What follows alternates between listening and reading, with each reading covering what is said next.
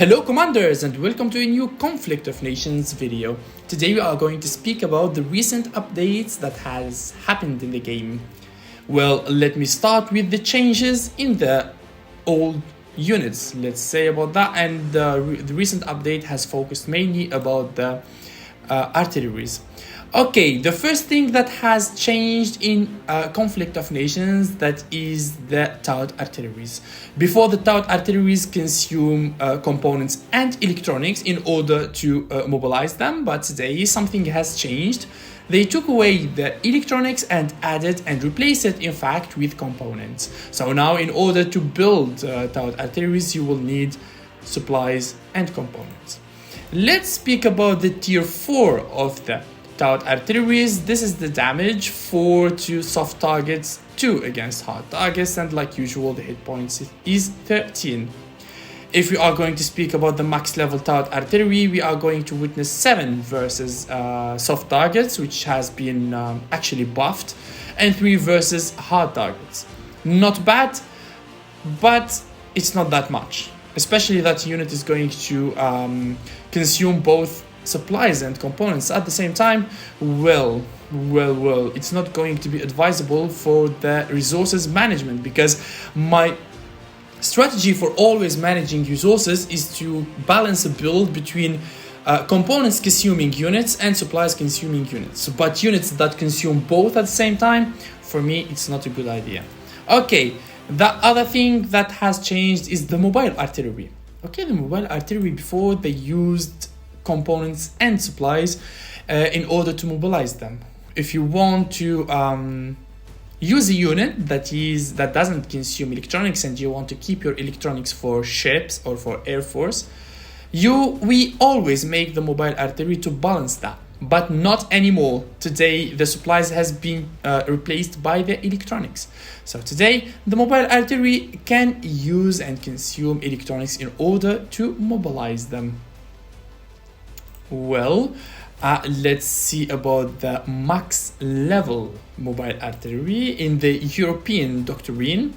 Well, the European doctrine actually favors the mobile artillery. As you can see here, the damage versus hard targets is tremendous. It's scary. Also, the hit points of the mobile artillery is 41. Imagine having a stack of 10 mobile artilleries with 410 hit points that can damage you with 90 points, like 90 damage versus your artilleries or versus your tanks or versus your on tier 90. With, even if we put it in mountains, we are going to add 25%.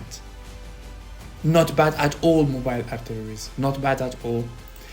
And finally, and the sad news, my favorite unit has been nerfed. The multiple rocket launchers, the infamous multiple rocket launcher, the most famous and strong unit in the alliance battles, in the battle royales competitions, in all the games, the multiple rocket launchers.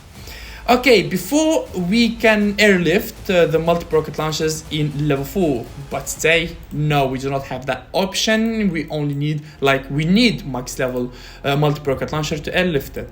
But the good thing about mobile artillery, I'm going to go back here, that before we need max level mobile artillery in order to airlift it, but today it's only tier 2 in order to have this option.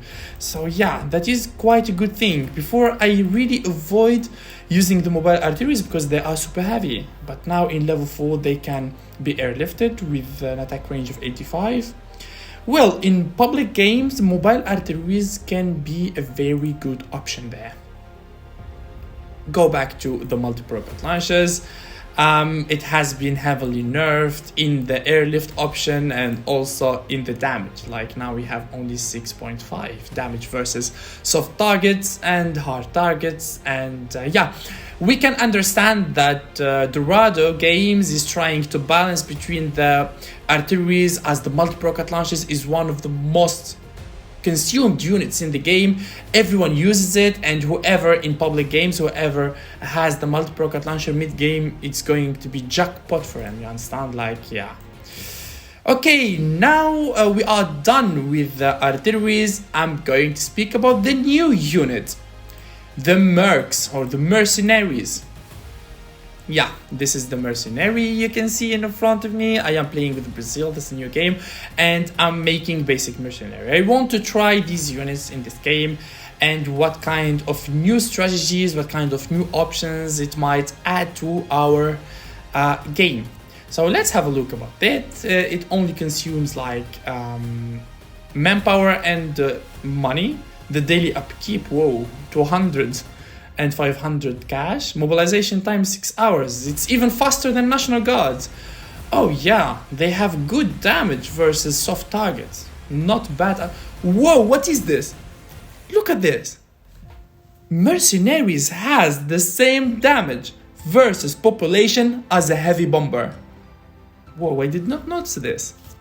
So if I enter a city with 10 mercenaries and attack it, like I'm going to damage that city with 50, well, that's so bad for our morale. This is civilian casualties, and we do not want civilian casualties in our game. No, like seriously, why mercenaries like do 5 versus population damage? This is too much.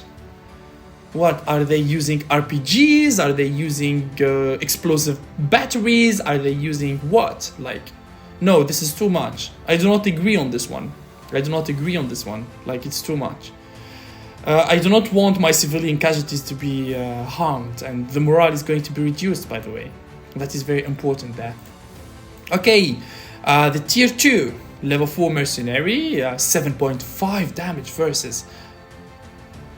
What? The population is 4 in tier 2? It has been reduced? Let's go to max level. It's 3. Now I understand. Like, basic mercenaries, they kill a lot of civilians, but well-trained mercenaries, like former officers or often dishonorably discharged, etc., they damage population less than level 1. Like, now it's 3. Of course, it's so much better than 5. Well, this is very important here, but look at that. 10 damage versus infantries. By the way, mercenaries, they do not like claim lands, they do not conquer lands, they do not have that option, but they have a huge damage versus infantries. 10. Let's have a look at the Marines, by the way, against infantries. 11. But we need to mention that modern infantries, they are going to need army base level 2 and naval base level 2. While the mercs, they do not need buildings. In fact, it's in province we can make them. A mercenary outpost. And how we can make a mercenary outpost, we can choose any kind of province and do the construction. This is a mercenary outpost. It's going to need 13 hours to be mobilized. 500 supplies, 500 components, 1000 fuel, and 250 electronics. Well, not bad, it's good. And yeah, there are 3 levels of mercenary outposts. 3 levels, yeah.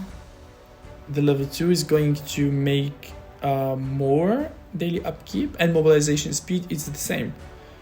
One second, I need to check something. Does the max level mercenary need the level 3 outpost?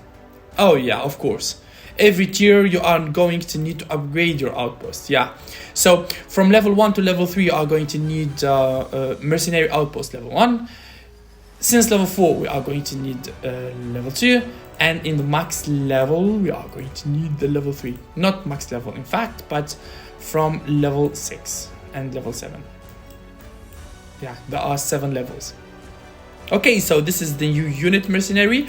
I'm going to make another video that we are going to see it on the battlefield, because when I make these basic infantries, I'm going to use them on battle. I'm going to make another video to test them actually on the battle and what they can do. Okay, guys, so don't worry about that. Another thing which is very important that a lot of you has been asking me is the tokens. This one. the new token system. Well, the new token system is a new currency for special events organized by Dorado Games.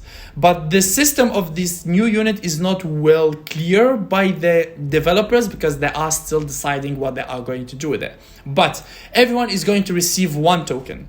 And this token, when you go to new games, sometimes you are going to be lucky to find a special event. A special event that is going to require that token in order to get in. So you will only have another one, not until the previous one is going to finish. Let me say it in other words. You cannot join special events 2 or 3 at the same time. So for them to keep the activity, to keep you engaged in that event, you will need to win it. And winning a special event is going to give you 20k pieces of gold and a lot of good stuff. But the system of the token, you cannot buy it, you cannot win it, so only the game they are going to give you one token when the previous game has finished. So in order to join another one, they will give you another token. You understand? Like with this system, they do not want like one player is going to join 5 or 6 events at the same time, while other players, they will not get a chance to play. You understand? Like this system is good, is smart in order to give all the players a chance to participate in special events. You understand? So guys, thank you for watching today's episode, today's video. I hope I explained a few things for you guys. I need your questions in the comment section. What are the invisible things for you? What are the things that you did not understand or you did not get? And we will try to make another video to explain them later. Bye bye.